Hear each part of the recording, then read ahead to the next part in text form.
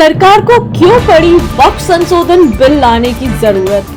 देश में कितनी वक्फ संपत्तियां, इन पर क्या शिकायतें? नमस्कार, मैं सेजल और आप देख रहे हैं आरएफ टाइम्स। वक्फ की संपत्ति का संचालन करने के लिए वक्फ बोर्ड बने हैं। देश भर में करीब 30 स्थापित संगठन हैं जो उस राज्य या केंद्र शासित प्रदेश में वक्फ संपत्तियों का प्रबंधन करते हैं। सभी वक्फ बोर्ड वक्फ अधिनियम 1995 के तहत काम करते हैं। केंद्रीय अल्पसंख्यक मामलों के मंत्री किरेन रिजिजू ने 8 अगस्त को लोकसभा में वक्फ संशोधन विधेयक पेश किया था। केंद्र सरकार बुधवार यानी कि 2 अप्रैल को वक्फ संशोधन विधेयक को संसद में पेश करने जा रही है। सरकार का कहना है कि इसके जरिए वह वक्फ से जुड़ी संपत्तियों का बेहतर प्रबंधन सुनिश्चित करेगी। हालांकि देश भर में इससे पहले ही विधेयक के खिलाफ विरोध प्रदर्शन हुए हैं। विपक्ष के नेताओं ने साफ किया है कि इस तरह का विधेयक मुस्लिम पक्ष की ताकत को कम करेगा और वक्फ पर सरकारी नियंत्रण बढ़ेगा।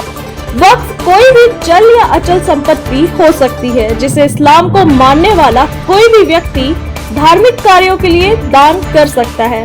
इस दान की हुई संपत्ति का कोई मालिक नहीं होता है। दान की हुई संपत्ति का मालिक अल्लाह को माना जाता है, लेकिन उसे संचालित करने के लिए कुछ संस्थान बनाए गए हैं। वक्फ करने के अलग अलग तरीके हो सकते हैं, जैसे अगर किसी व्यक्ति के पास एक से अधिक मकान है तो वह उनमें से एक को वक्फ करना चाहता है तो वह अपनी वसीयत में एक मकान को वक्फ के लिए दान करने के बारे में लिख सकता है। ऐसे में उस मकान को संबंधित व्यक्ति की मौत के बाद उसका परिवार इस्तेमाल नहीं कर सकेगा। उस वक्फ की गई संपत्ति का संचालन करने वाली संस्था आगे सामाजिक कार्य में इस्तेमाल करेगी। इसी तरह शेयर से लेकर घर, मकान, किताब से लेकर कैश तक वक्फ किया जा सकता है। कोई भी मुस्लिम व्यक्ति जो 18 साल के अधिक उम्र का है वह अपने नाम की किसी भी संपत्ति को वक्फ कर सकता है। वक्फ की गई संपत्ति पर उसका परिवार या कोई दूसरा शख्स दावा नहीं कर सकता है। वक्फ की संपत्ति का संचालन करने के लिए वक्फ बोर्ड होते हैं। यह स्थानीय और राज्य स्तर पर बने होते हैं। उत्तर प्रदेश, बिहार जैसे अलग अलग राज्यों में शिया और सुन्नी वक्फ बोर्ड भी हैं। राज्य स्तर पर बने वक्फ बोर्ड इन वक्फ की संपत्ति का ध्यान रखते हैं। संपत्तियों के रख रखाव, उनसे आने वाली आय आदि का ध्यान रखा जाता है। केंद्रीय स्तर पर सेंट्रल वक्फ काउंसिल राज्यों के